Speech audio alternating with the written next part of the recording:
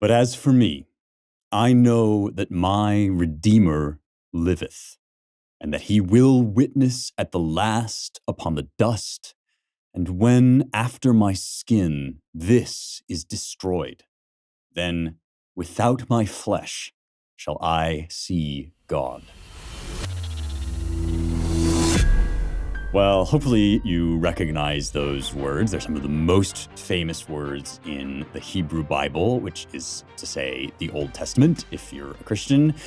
And they've been set to music, and they've been repeated again and again. They come from the book of Job. I said last week when we were talking about Republic Book 2 that this question of theodicy, that is how a good and just God can allow evil to happen or can allow bad things to happen to good people, that question is central to all thinking societies, and that the Greek approach to it, which was essentially to reason one's way to the ideal and trust that God is those ideals, is different from the scriptural approach to it, which is more empirical and more mysterious. The Bible's approach is to look at the suffering and the horror of the world and acknowledge and fall silent in some sense before the mystery of it. Doesn't mean we don't have doctrinal, theological answers to these questions. Christians believe, as I've said many times before on the show, that mankind is depraved by original sin, that the world, therefore, is terribly broken, and that we are born into a course of history in which unfairness and suffering exists. However, all of those things having been said, they actually don't finalize our answer to this problem. Because, and here's why, I'll tell you why. Come up to a mother who has just lost her child, or walk up to somebody who's just been given a terminal diagnosis of cancer, say, and try telling them, well, the doctrine of original sin tells us that the world is broken, and of course, therefore we undergo suffering, and it purifies us. And by the way, God has a plan, right? There is no easier way to send somebody running in the opposite direction than to be that tone deaf. And I'm sorry, but unfortunately, the Christian church does this sometimes. Chipper pastors with happy talk and easy answers have been guilty in the past, at least in my life, of kind of smiling, forcing a smile through dark and terrible times. And one of the things that is so joyous to me about coming back to scripture, or maybe if you've never read the Bible, about reading it for the first time, is to discover that it is so much tougher and more realist and grittier and more honest than so much of the kind of chipper American Christian preaching that we're used to. Nowhere is this more true than in the book of Job, which is perhaps the place in the Hebrew Bible where the Jewish people reckon in their deepest way, which I think is the deepest way possible before Christ, with the fact that bad things happen to good people and not as a punishment for something that they did wrong. That's the most important part. Kind of like in Republic Book 2, how they had to kind of take away all of the retributive aspects, ideas about justice, that, oh, this good thing happens to you because you did something good, this bad things happen to you because you did something bad. The characters in the Republic are interested in taking those things away because they want to see if justice is good in and of itself. And that's part of the book of Job. But another deeper part of the book of Job is acknowledging that these things do happen, that sometimes terrible people get their way, sometimes wonderful people receive terminal diagnoses and are tossed into pits of despair before our eyes, right? Suffer and die for no reason that we can discern here on earth. And to try to wish that away is to avoid facing up to the question that the Bible looks squarely at in the book of Job. So what is this book? So before we go on, let me tell you about mini mustachery, because a lot of y'all out there aren't using the best men's grooming products, and it shows. I'm sorry to tell this to you guys, but you have got to work on your face. This is a lost masculine art, the art of grooming. And Mini Mustachery has everything you need, from soaps, razors, beard waxes, shampoos, conditioners, all that good stuff. You can get it all at this one-stop shop. It's all extremely high quality. It's really all I use. If you're clean shaven, right, these will help your skin to look incredible, and they'll help you avoid razor burn and all that nasty stuff. If you're like me and you have truly, I mean, let's just be real, a fabulous beard, then this will help make it shine at its best. Beard waxes, beard oils, all that stuff. Whoever you are, whether you are a guy or somebody who knows a guy and wants to give him gifts, you got to go to Mini Mustachery. So it's minimustachery.com/heretics. Use the offer code heretics at checkout to get 25% off. Guys, let's be real. You need to fix your face.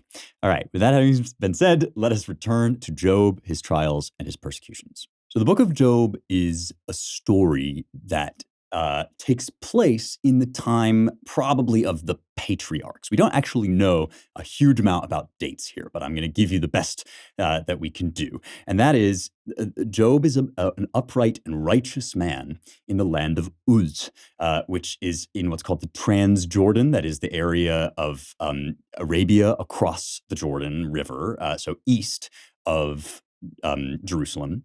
More than that, we can't be very specific about where it is. But what's most important is that it's a Gentile area. That is, Job is not part of this family of revelation that was created among the Jewish people, right, through God's special relationship with them. And this is therefore an occasion for us to reflect upon the fact that this is a universal human problem, and that goodness, like uprightness and doing good things is not limited to being Jewish, and it doesn't save you from the buffets and the sort of storms of fate that Job undergoes. This happens, as I said, sort of back in the era of the patriarchs, that is to say, back around the time of Abraham.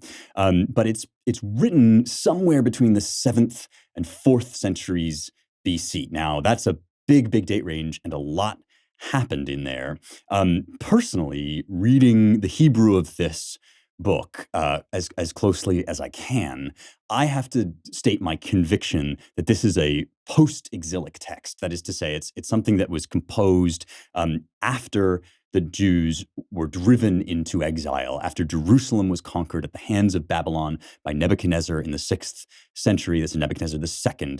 And everything came crashing down around their ears. I've said this before on the show, but it really bears repeating that we almost can't fathom how much of a horror this was, and how much of a catastrophe, because it wasn't just, I mean, it would have been enough, right, for the Jews to be driven from their homeland. Anybody would be sorrowful, dreadfully sorrowful at that experience and the horrors of war. But you have to remember that Jerusalem in the Hebrew Bible is the city where God says he's going to rule. And so being driven out of Jerusalem and seeing Jerusalem conquered by a foreign people was exactly the kind of thing that would lead you to wonder, well, is God just? Does he keep his word? And how can I fathom order in the universe? How can I keep believing in the goodness of God when this thing in which I had set all of my hopes has now come crashing down around my ears? The way that Job talks about this, the kind of poetry that we find in this book, is very reminiscent to me of some of the Psalms of exile. It's reminiscent of words in Isaiah about prophesying exile. And so for my money, I think this is somewhere around the 6th century BC or afterward. But that's just me. There's plenty of scholarship, of course, to read on this topic. The main thing to think about now, though, is that this is kind of equivalent. I've heard it compared to somebody in our day using a story from the Middle Ages, so like 1,000 years ago, to draw lessons for the present and to seek wisdom in the present. What happens to Job is as follows. He's doing everything right? He's not doing anything specifically wrong that we can see or think about. And in fact, the Bible says the opposite. It says Job was doing very well. And then Satan, ha-satan, which in Hebrew means the accuser, comes to basically a law court council of the sons of God. It's not totally clear to us what this means, but this is what he says.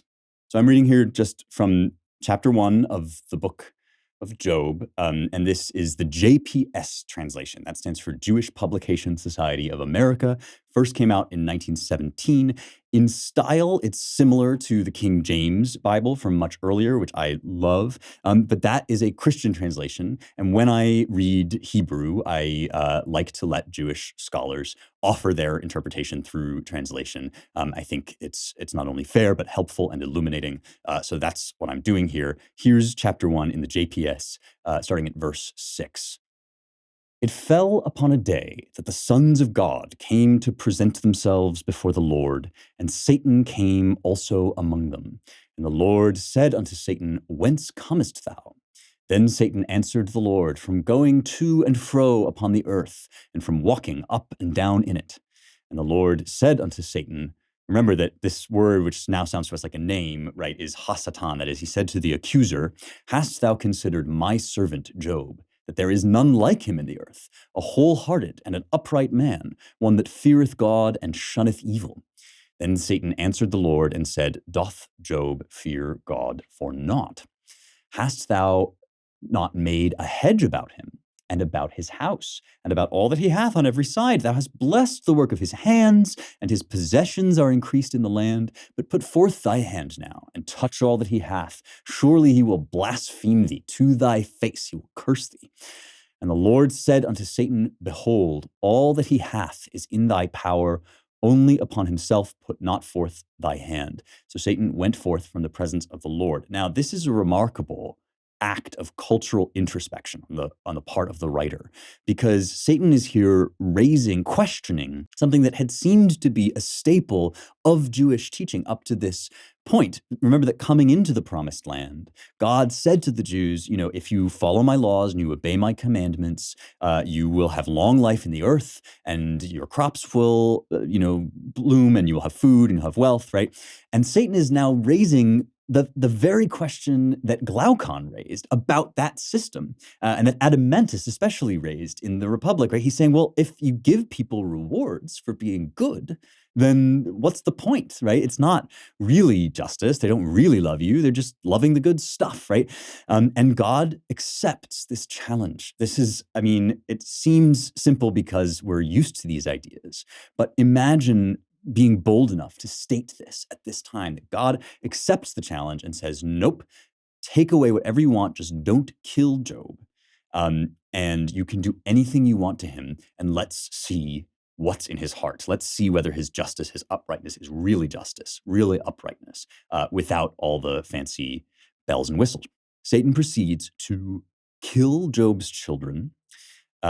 Job's fields and his property is attacked by the Sabaeans and the Chaldeans. He loses his wealth, and he is stricken with boils from head to foot, which, besides being immensely painful and grotesque, is also shameful because it connoted, sexual impropriety. This was like a kind of sign of venereal disease, essentially.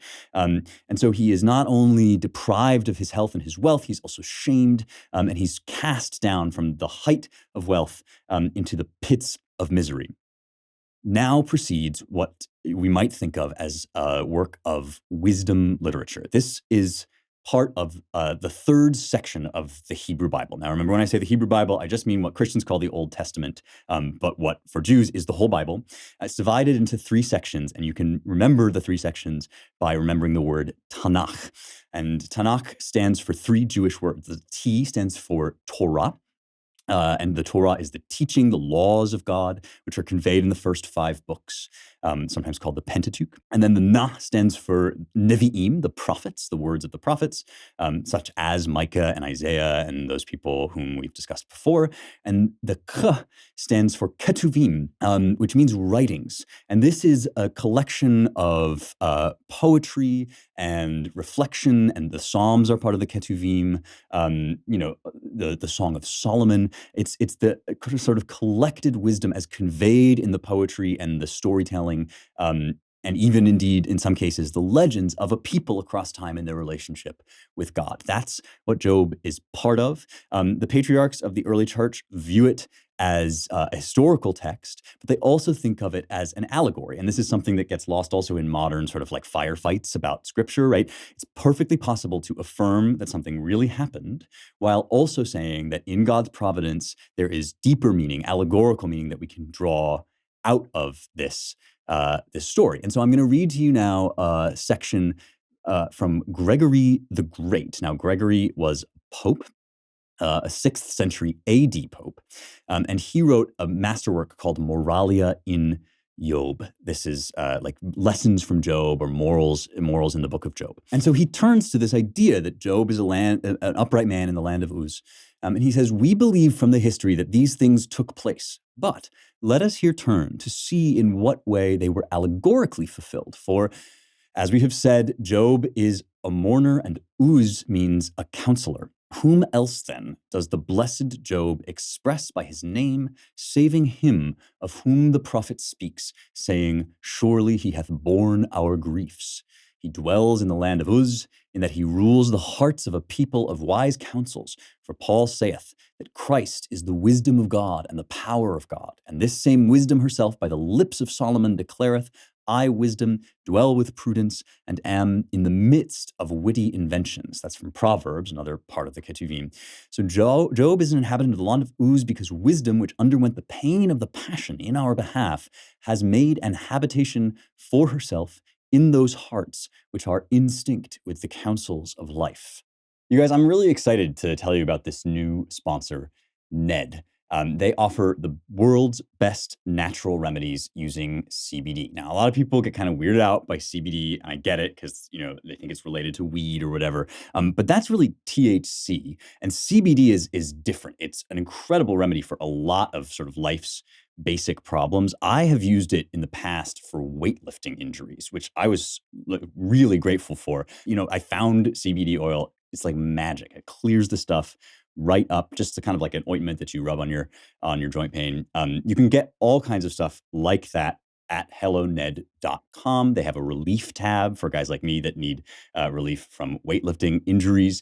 But there's a bunch of other stuff. If you want to try the new De-Stress blend from Ned, which is a brand that we love and trust, we do have a special offer for the Young Heretics audience. Every order over $40 qualifies for 15% off and a free De-Stress blend sample. So go to helloned.com/heretics or enter heretics at checkout to take advantage of this offer. That's helloned.com/heretics to get 15% off plus a free De-Stress blend sample on any order over $40.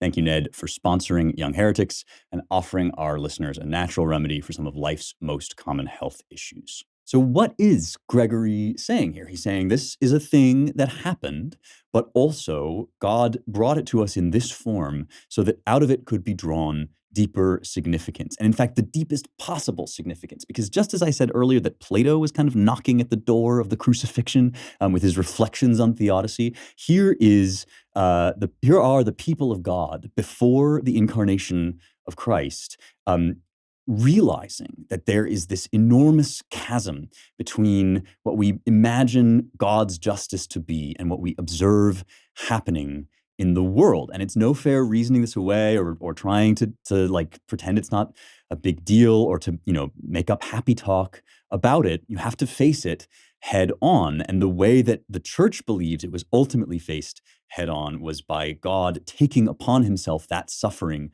for our sins, which is inflicted on us because of sin, right? Because we live in this fallen, broken world, God at last must step in. And so Job here is basically standing in for our intuition that equation has to be made up somehow with the suffering of an innocent. And so it was a profoundly important text for the early Christian church, as it is indeed still for us today. So the question now becomes, what's Job going to do, right? That was what Satan set up. The accuser set this up in the opening. And what ensues is an enormously poetic, but also tremendously realistic depiction of how people react to somebody who has suffered a terrible reversal of fate for seemingly no reason. Job is accosted, you might say, first by his wife, and then by his three, I would say, hugely inept friends. There is now a phrase, Job's comforters, which just means like really, really bad comforters, people who just do a bad job at being with you in your sorrow. So he has Eliphaz, Bildad, and Zophar, and then there's another guy who shows up, Elihu. And they, one by one, they kind of try to talk him out of his angst, his anguish, his despair, and they try to make sense of it or to impose reason of their own upon it. And the first person who does this is his wife, who basically like succumbs immediately to nihilism, right? His wife said unto him, this is chapter 2, dost thou still hold fast thine integrity? Blaspheme God, curse God, and die. Another famous line from Job, right? But he said unto her, thou speakest as one of the impious women speaketh. What? Shall we receive good at the hand of God, and shall we not receive evil? For all this did not Job sin with his lips. Now, this is why in the early church, from very early on, Job was viewed as the kind of superhero of patience. This virtue was his superpower. Different saints, different stories and figures from the Bible have different sort of exemplary virtues. Job's is patience. And Job is basically saying, keeping a stiff upper lip and saying, it was the Lord giveth, the Lord taketh away, all of this stuff. And that, would be in a kind of nice, platitudinous, pious world, that would be enough, right? Because we all are tempted to succumb to this nihilism, right? Just curse God and die in our worst moments, in our darkest moments. Just throw up your hands. And Job said, no, nothing, I was convicted of God's goodness. I believed in it. It hasn't changed. But we begin then to see Job's comforters wear him down. And they do this in a number of different ways. But in essence, what they present to him is a vision of God and of the world, which we still see on display all the time. And that is, well, you're suffering. Something bad has happened to you. You must have done something wrong. And this comes in obvious ways, and it comes in subtle ways. One of the most subtle ways is this rhetoric that you get sometimes around terminal illness. Well, if you just have a positive attitude, that will increase your chances, right? My aunt, Caitlin Flanagan, who's a wonderful writer, has written in The Atlantic about this recently, that when she was diagnosed with cancer, her suffering was increased immeasurably by this kind of new age science, pseudoscience of positive thinking. You just think positively. And it was only when she was able to let go of that she was able to find her survival instinct. Why? Because the idea that positive thinking can help cure cancer. Look, I'm not knocking anybody's coping mechanisms. I think whatever we grab onto in times of great suffering is understandable. But to foist this positive thinking idea onto people is basically to say that it's your fault you got sick in the first place, right? If you had a more positive attitude before. And even if we don't mean to say that, if we don't know we're saying that, that's implicit, right? In this form of comfort that comes out of our own desire to have a good answer, to feel good, to be chipper, right? And so these friends of Job's basically are indulging in this to him. They're saying, you must have done something wrong. And it sounds incredibly callous, but really, of course, it comes from a place of weakness and fear and refusal to face up to what Job is having to face up to and we're having to face up to through him, which is that there isn't that kind of logic. There isn't something that we can understand and impose order on, no matter how hard they try. So here's chapter 15. Eliphaz the Temanite says to Job, should a wise man make answer with windy knowledge and fill his belly with the east wind? Should he reason with unprofitable talk or with speeches wherewith he can do no good? Yea, thou doest away with fear, and impairest devotion before God. For thine iniquity teacheth thy mouth, and thou choosest the tongue of the crafty. Thine own mouth condemneth thee, and not I. Yea, thine own lips testify against thee. Art thou the first man that was born, or wast thou brought forth before the hills? Dost thou hearken in the counsel of God, and dost thou restrain wisdom to thyself? What knowest thou that we know not? What understandest thou which is not in us? With us are both the gray-headed and the very aged men, much older than thy father. Are the consolations of God too small for thee, and the word that dealeth gently with thee? Why doth thy heart carry thee away, and why do thine eyes wink? That thou turnest thy spirit against God, and lettest go such words out of thy mouth. What is man that he should be clean? And he that is born of a woman that he should be righteous? Behold, he putteth no trust in his holy ones. Yea, the heavens are not clean in his sight.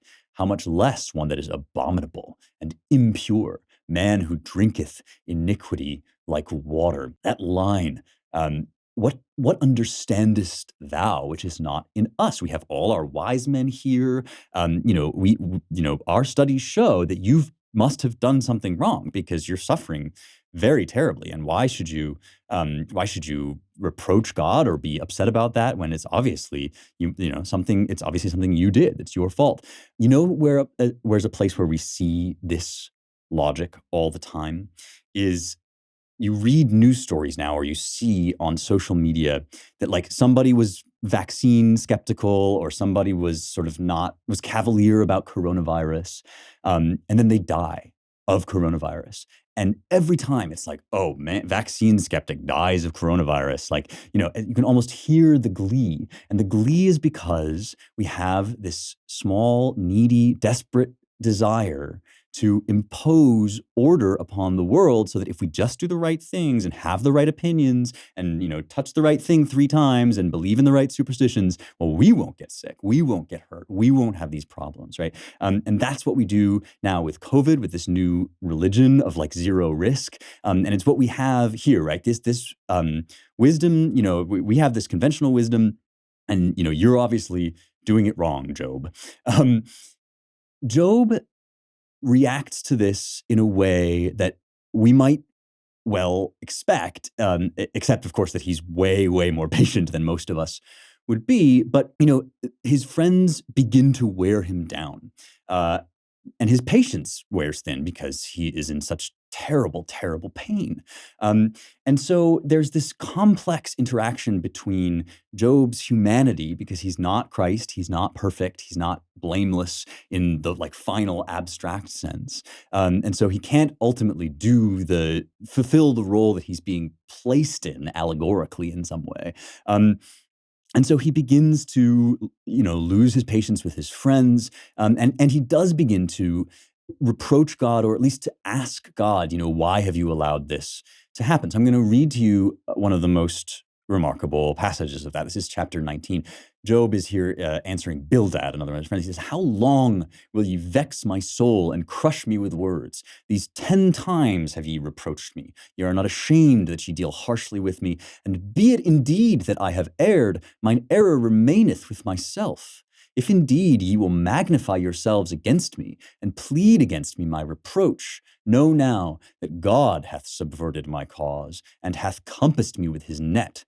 Behold, I cry out violence, but I am not heard. I cry aloud, but there is no justice. He hath fenced up my way that I cannot pass, and hath set darkness in my paths.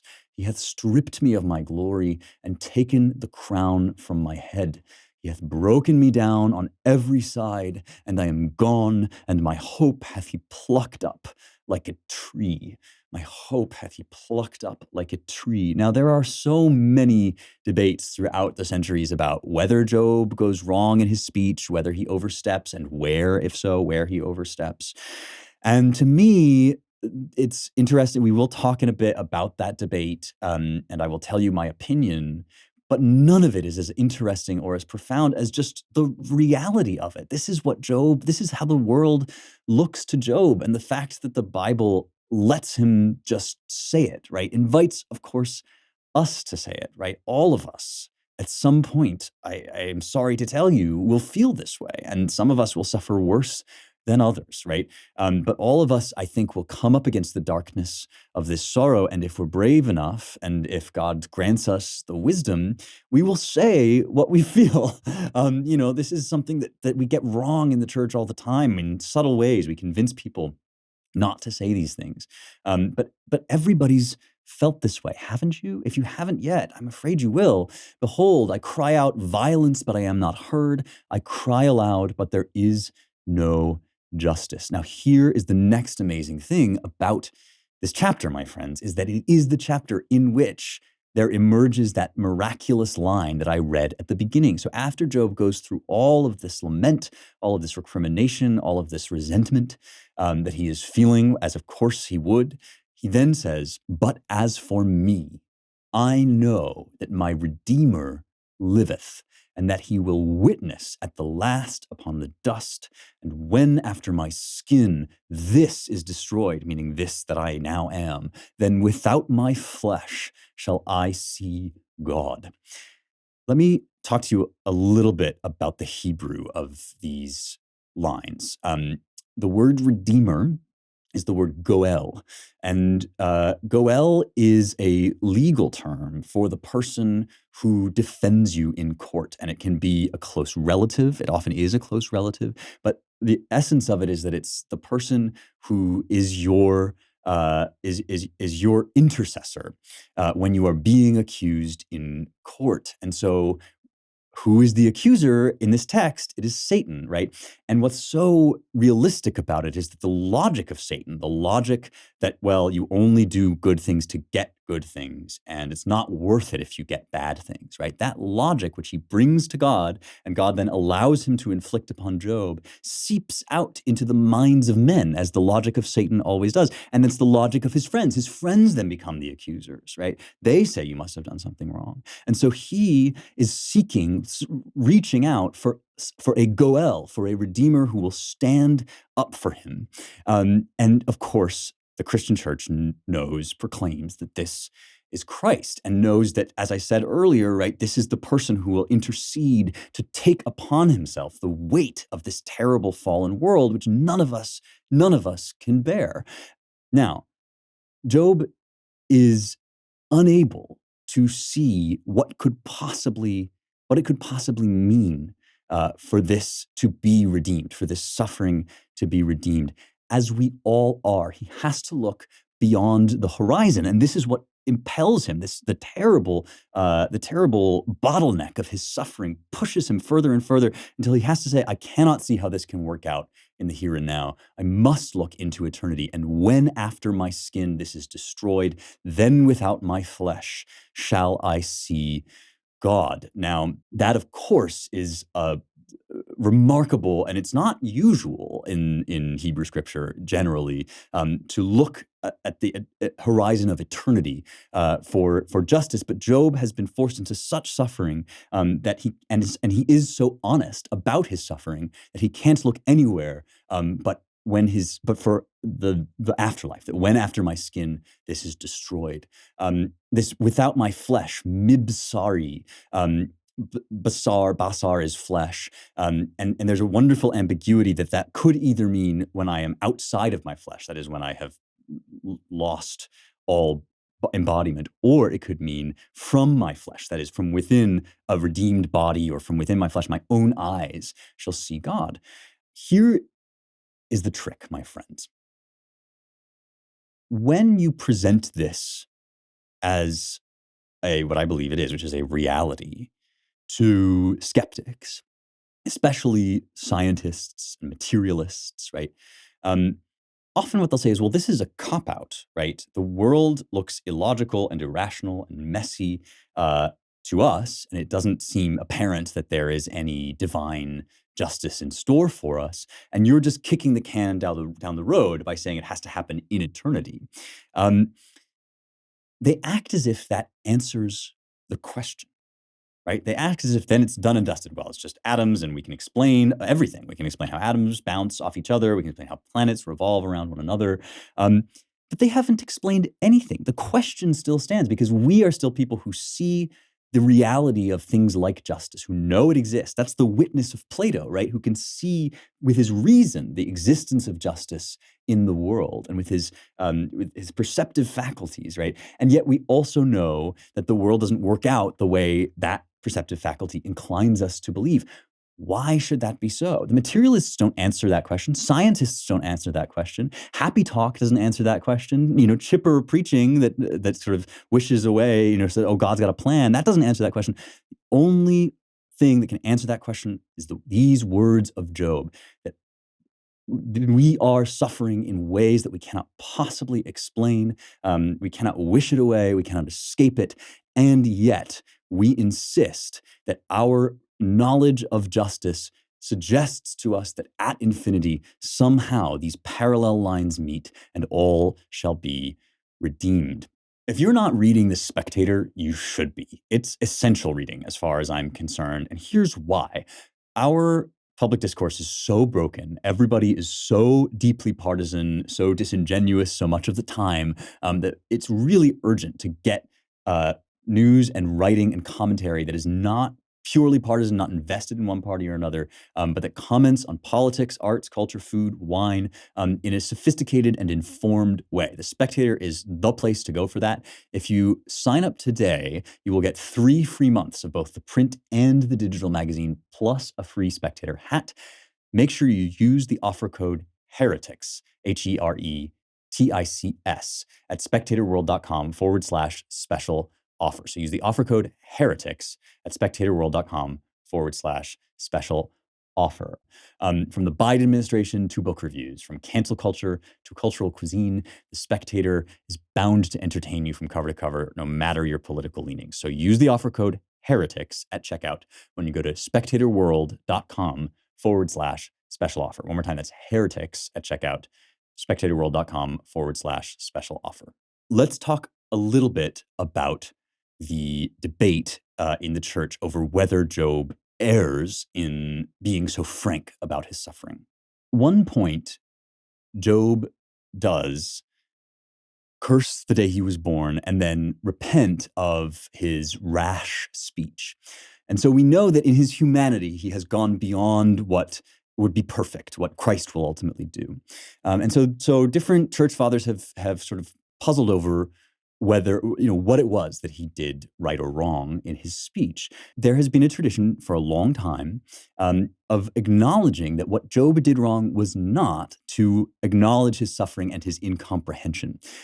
St. John Chrysostom, who's a 4th century AD church father, wrote a lot of homilies on the book of Job. And he said, look, these are shocking words, but they are spoken out of discouragement. And they're a lot like many psalms, right? How can we sing the Lord's song in a strange land? By the waters of Babylon, we sat down and wept. That's why at the beginning, I suggested that this is exilic literature, right? Because it's literature that is frank about how brutal the world can be.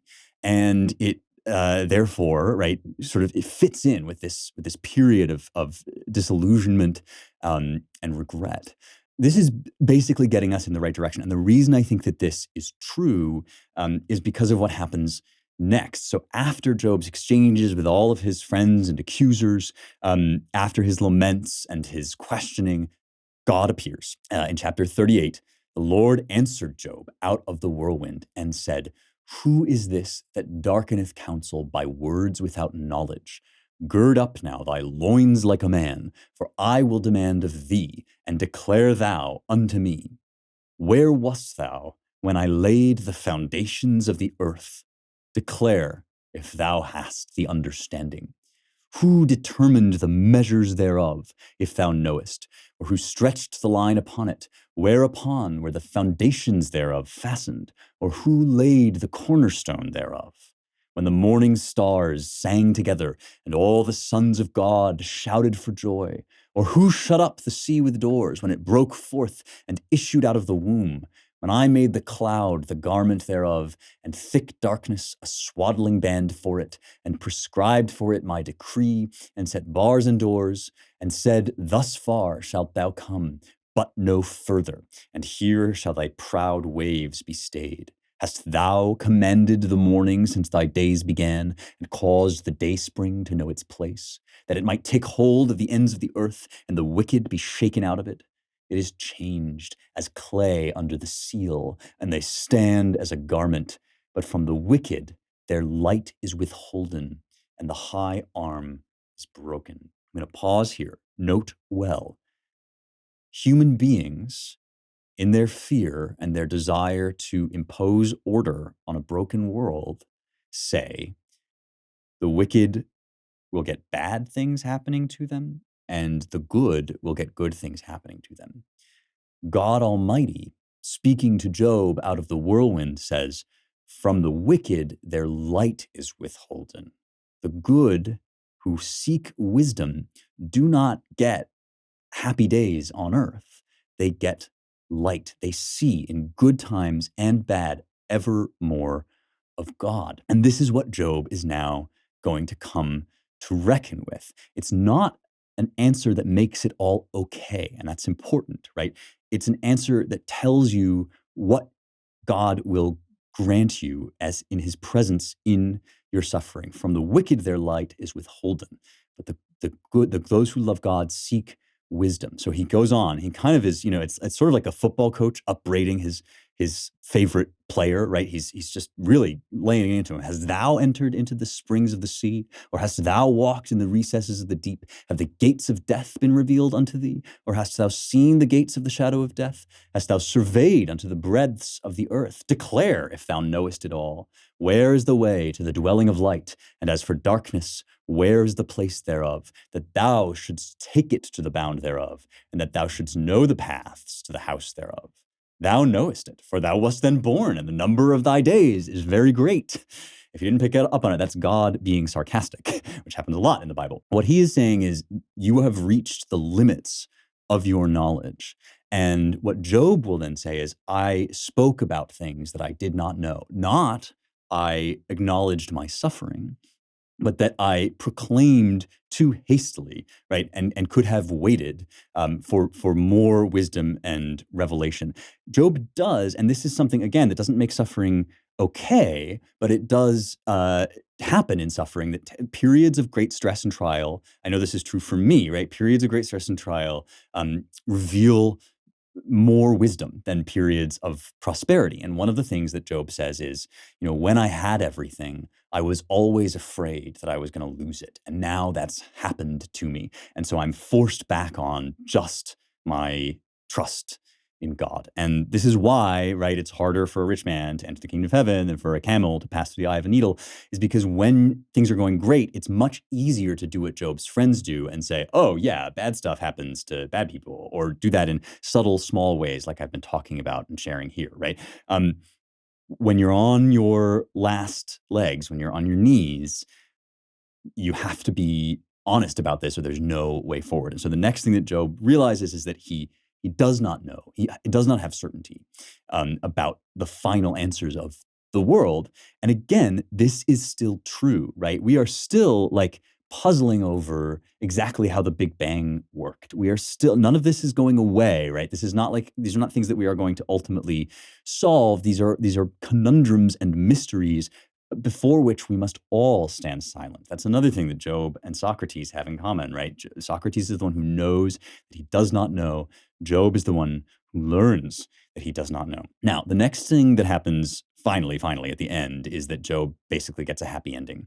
And he's rewarded with twice as much as he previously had. But I really think that that's actually not the thing to focus on here, because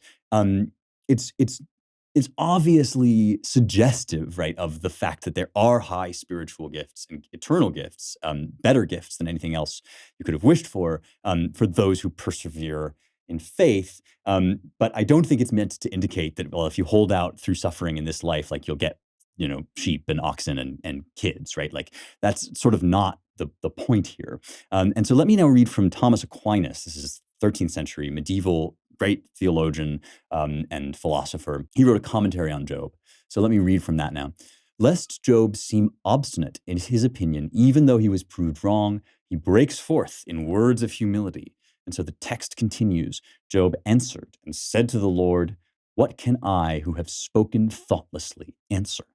Consider here that Job, speaking in the presence of God and his own conscience, is not accusing himself of speaking falsely or of a proud intention, for he had spoken from the purity of his soul. There it is. That gets it right? Aquinas knows he had spoken from the honesty of what was in his heart, but he is accusing himself of thoughtlessness in speech. This is because even if he had not spoken from pride of soul, his words still seemed to smack of arrogance. And so from this, his friends took occasion of scandal. He's saying Job spoke of what he did not know, and he was being taught in this grinding, terrible lesson to fall silent in the face of things that he did not know.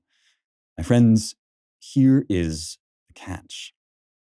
When you don't know, when you are so deep in suffering that you can't see how it could ever be good, not only are you experiencing in some ways the worst that this world has to offer, because suffering is bad enough, but not knowing why you suffer, right, is a terrible deprivation. In that moment, you are closer to Christ than perhaps you are in any other time. Why? When is Christ most Christ, if I may put it that way? It is on the cross when he says, my God, why have you forsaken me?" And in those moments, the point is not that, oh, everything's going to turn out okay, or, oh, God has a plan, or just keep a positive attitude, or everything's just atoms bouncing off of each other. The point is that whether we can explain it or not, we have been drawn in that moment into the depth of unknowing where faith occurs at in its highest form, in its crucible form on the cross. Now, that's not meant to wish this away. It's just meant to say that perhaps in the moment when you are least able to see that God loves you, how God loves you, how God could make it okay, perhaps in that moment you are closer to God than you have ever been before. I hope that that helps you or will help you at a time when you need it.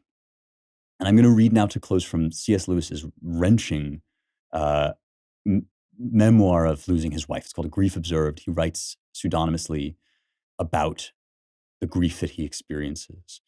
And he says, he's talking about his wife, whom he calls H. He says, "Something quite unexpected has happened. It came this morning early. For various reasons, not in themselves at all mysterious, my heart was lighter than it had been for many weeks. For one thing, I suppose I am recovering physically from a good deal of mere exhaustion. And I had a very tiring but very healthy 12 hours the day before and a sounder night's sleep. And after 10 days of low-hung gray skies and motionless warm dampness, the sun was shining and there was a light breeze. And suddenly, at the very moment when, so far, I mourned H least, I remembered her best. Indeed, it was something almost better than memory, an instantaneous, unanswerable impression. To say it was like a meeting would be going too far, yet there was that in it which tempts one to use those words. It was as if the lifting of the sorrow removed a barrier. I believe I can make sense out of it. You can't see anything properly while your eyes are blurred with tears. The thing that you can't see is the thing that answers all your grief. And I can't give it to you now. It's not here for you now. It can only be an eternity. That's the only answer that makes sense out of any of this. It's the only progress anyone has ever made, no matter what else anyone ever tells you. The only progress anyone has ever made to answering this question is to know that when your eyes are blurred with tears, Christ whom you cannot see is closer to you than your own skin. My friends, I am telling you, you need to head to Public Goods and get free stuff. Public Goods is an incredible online store where everything they sell, all of their basics, their snacks, their toilet paper, shampoo, whatever you name it, is free of gross additives, preservatives, and all the chemicals that you might find in the grocery store. Plus, they look incredible. All of their packaging is really sleek, looks great in like my kitchen and my bathroom. Finally, of course, I have to mention that Chad Cat, my beloved cat, loves their freeze-dried duck nibs, and they're so fun to say. This deal is incredible. You go to publicgoods.com, publicgoods.com/heretics, or use the code heretics at checkout, and you get $15 off your first Public Goods order with no minimum purchase. So they're so confident that you are going to love all of this stuff. They're going to give it to you for free. You can buy $15 worth of stuff, get it for $0, publicgoods.com/heretics, or use the offer code heretics at checkout. Go and take a look. It's really great stuff. Mailbag questions come to me on Locals, where I have been very, very grateful to enter into community with the Young Heretics VIPs. If you go to youngheretics.com/locals, you can find this platform built by my buddy Dave Rubin, designed to make a space online where people can interact without fear of censorship or shadow banning or whatever else.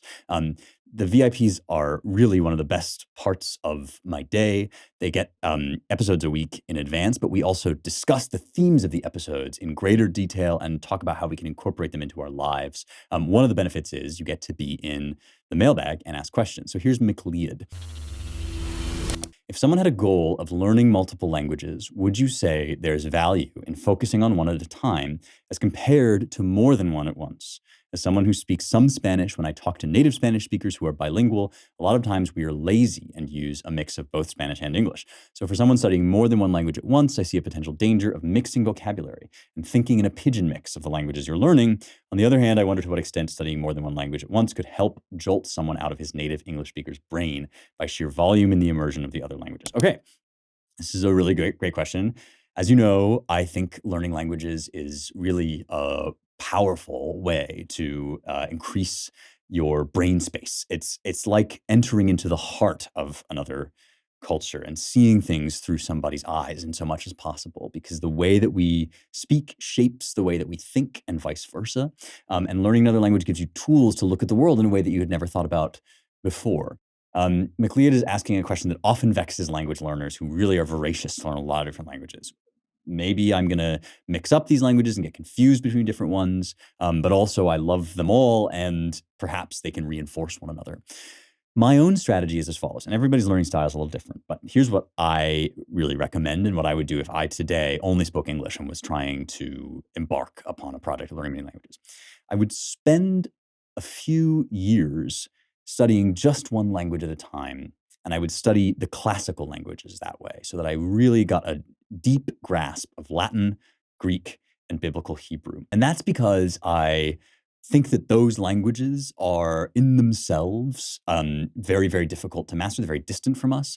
And then out of them spring a lot of other languages. It makes other languages a lot easier, and you can kind of loosen up after you've spent time getting really, really firm and solid on the grammar and the vocabulary of those languages. And that's different. You know, if you want to learn Arabic, you should start by learning biblical Hebrew. If you want to learn Romance languages, you should learn Latin and Greek, right? So it's different depending on what your goals are. But while you're doing that, during those years of just close study of one language, you should also be taking the opportunity to learn to speak your own native language well. Because we talk about being lazy, right? Many native speakers are lazy. All native speakers can get away with being more lazy than we can in other languages because we have this intuitive grasp of the language. But we don't always know how our own language works, and that's really important. So I would spend time at the beginning getting a firm grasp of your own language compared to these classical languages. Then you can branch out and study a lot of languages at once, and it gets easier and easier as you go. It seems like you might get a big hodgepodge of languages and get confused, but my experience is that once you have that firm foundation, you can branch out into the other languages. Okay, I hope that helps. For the folks that are stymied at the opportunity of learning just one language, don't worry. Take your time. Not everybody needs to speak like every possible language. And our friends at Ancient Language Institute can really help you out if you've never studied a language before, or indeed if you have and you just want to get firmer in the classical languages. That's all for this week. If you like this show, you will love the Claremont Institute, which is the think tank where I work. We are an institute for the study and the recovery of the American idea. And you can read us at Claremont Review of Books and American Mind. That one of those is the Dead Tree. Claremont Review of Books is the physical publication. American Mind is online only. They're both fantastic, if I do say so myself. And if you'd like to support our work, go to claremont.org/donate. And let them know in the notes that you heard about Claremont through Young Heretics. Thank you, as always, for being with me. I will see you next week for more truth, beauty, and the stuff that matters.